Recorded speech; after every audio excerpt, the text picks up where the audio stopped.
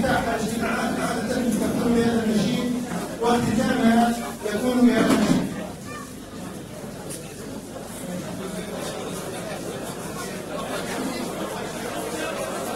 مرحبا برئيس الحركة الأستاذ الشيخ حسن.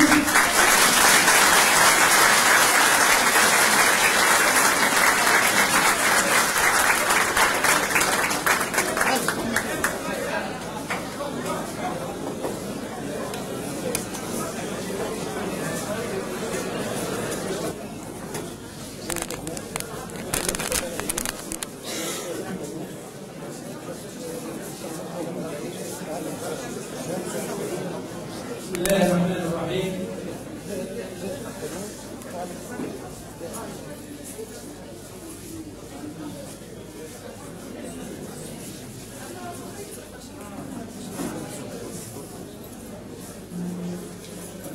في هذه الجلسة المباركة نستقبل بكل اعتزاز وفخر رئيس الحركة ومؤسسها الشيخ راشد الخروشي،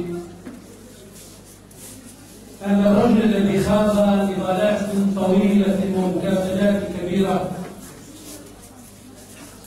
من الله علينا وعليه وعلى الحركة بالنصر العظيم لهذه الثورة، ثورة كرامة. هذا المجاهد كابد الطاغية الأول ونصره الله عليه، ثم جاء الطاغية الثاني أراد أن يستفزه من الأرض، ولكن الله سلم ونصره مرة ثانية. إن الله يدافع عن الذين آمنوا، إن الله لا يحب كل خوان كفور. هكذا تشاء مشيئة الله سبحانه وتعالى، أن يبقى المجاهدون ويبقى شيخنا صامتا لم يتزعزع، استشرافه كان سليما لم يلل ولم يخفض صوته أبدا، كان دائما موقفه صامتا رافضا للطاغية حتى سقط هذا الطاغية. إذن ففي رصيد شيخنا 2 من الطغاة تساقطوا، والحمد لله أنه ثابت الآن على أبواب نصر إن شاء الله في انتخابات المجلس الوطني التأسيسي، ونحن مقبلون على أول استحقاق لهذه الثورة، ثورة الكرامة التي قطعت نهائيا مع الاستبداد وأنارت منارة الزيتونة وحركت في الوطن العربي جماهير أمتنا، أسقطت طغاتها الواحدة والآخر. فبركات هذه الثورة لا ننظر إليها فقط من داخلها، بل ننظر إليها من خارجها، وننظر كيف تفعل هذا البركان العظيم. إن الله قاد هذه المعركة وانتصر لنفسه وانتصر للمؤمنين، ونريد أن نمن على الذين استضعفوا في الأرض ونجعلهم أئمة ونجعلهم الوارثين ونمكن لهم. بسم الله الرحمن الرحيم. بسم الله قاسم الجبارين، بسم الله ناصر المستضعفين، بسم الله الملك الحق المبين. أيها الإخوة، أيتها الأخوات، أحييكم بتحية الإسلام، فسلام من الله عليكم ورحمة منه وبركاته. نحمد الله تعالى أن جمعنا من بعد فرقة، وأن رد غربتنا، وأن جمعنا، وما كنا لنجتمع لولا فضل الله تعالى علينا. أنا أذكر الشيخ منذ أكثر من 30 سنة كان في زيارة إلى ريانا، وكانت تسمى بمدينة تونس الشمالية، وكنا في لقاء تنظيمي، وكنا يومها نتابع ونقيم أوضاع الحركة، وكانت في يومها أن سقطت من بين أيدينا بعض الوثائق لدى الداخلية، وكنا نأسف وكنا نتحاسب على ذلك. وكانت كلمة الشيخ بيننا: يا إخوتي، صحيح أن سقطت بعض الوثائق، لكن لا نريد أن تسقط الوثائق الهامة وهي أن لا يسقط هذا البشر في منظومة الطاغوت، أن لا يسقط الإنسان التونسي فيما أراده النظام البورقيبي سابقا من ظلم ومن قهر ومن استبداد. وكان أن من الله علينا بحوله وقوته أن جعل لهذه البلاد مخرجا ونورا، وأن جعل لهذه البلاد نصرا مؤزرا بعونه سبحانه وتعالى. وسئل الشيخ لما عاد بعد غربة طويلة، سئل كيف وجدت تونس؟ ماذا قال شيخنا؟ قال وجدتها جميلة من غير بن علي. ونقول له ستكون أجمل، ونقول له ستكون أجمل والنهضة تبنيها، ستكون أجمل ونحن نقود هذه البلاد بحول الله تعالى لنؤسس لمنظومة جديدة تكون فيها عزة الإنسان، تكون فيها كرامة التونسي مصانة، له الحق في الكلام، له الحق في التعبير، له الحق في التقارب.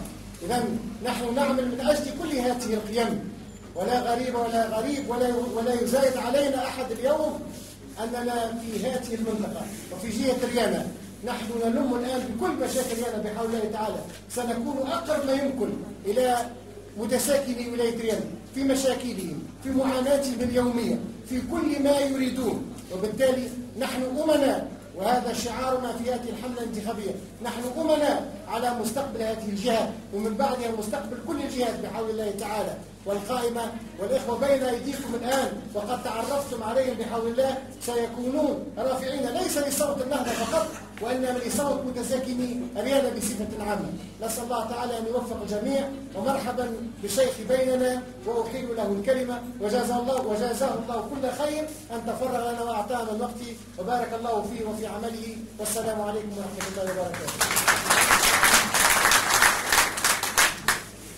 الحمد لله نحمده ونستعينه ونستغفره ونعوذ بالله من شرور انفسنا وسيئات اعمالنا، والصلاه والسلام على حبيبنا وزعيمنا وقائدنا وشفيعنا محمد رسول الله، والصلاه والسلام عليه وعلى اله وصحبه ومن دعا بدعوته الى يوم الدين. الاخوه والاخوات، السلام عليكم ورحمه الله وبركاته. الحمد لله الذي هدانا لهذا وما كنا لنهتدي لولا ان هدانا الله. الحمد لله الذي جمعنا كما قال الكريم بعد الفرقة، وهو على جمعهم إذا يشاء قدير.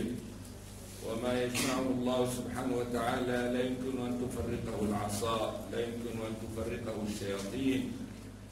30 سنة وشياطين الإنس والجن تعمل على تمزيق هذه الحركة واستئصالها، ولكن الله سبحانه وتعالى سيستأصلهم ويورث عباده الصالحين هذه الأرض. ونريد أن نمن على الذين استضعفوا في الأرض ونجعلهم أئمة ونجعلهم الوارثين ونمكن لهم في الأرض ونري فرعون وهامان وجنودهما منهم ما كانوا يحذرون إن شاء الله.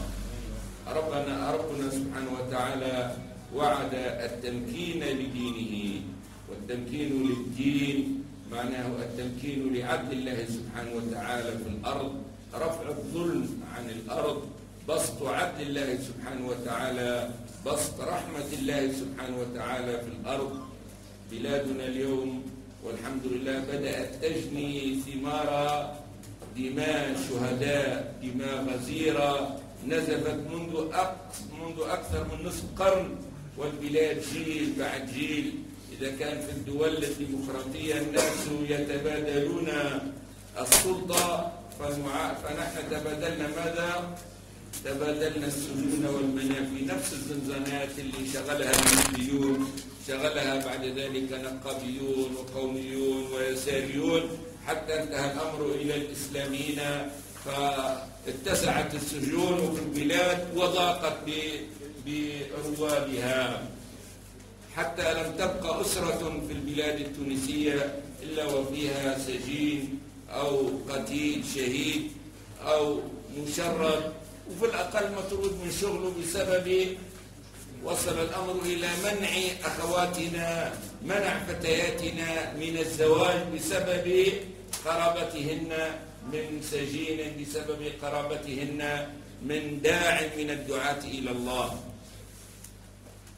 آلاف الآن يقولون لا بد من التعويض، وهم الآن مترددون في التعويض.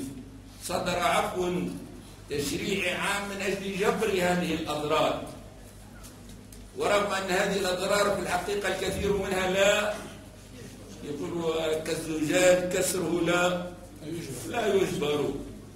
هذه الأخت التي تزوجت، هذه العروس التي تزوجت وزوجها بعد شهر أو شهرين أخذ للسجن، وظلت وفاء منها تنتظره 20 سنة، فما خرج الزوج من السجن إلا وهي تجاوزت سن الإنجاب. ما يعوضها هذه؟ هل أحد يعوض هذه المرأة؟ بحيث هناك مسائل، هناك أضرار لا يمكن أن، بحيث هذه المرأة، هذه الأسرة لو أعطيتها مال الدنيا هل يعوضها ذلك؟ لا يعوضها. وكم من أخت حصل هذا الأمر، ومع ذلك هم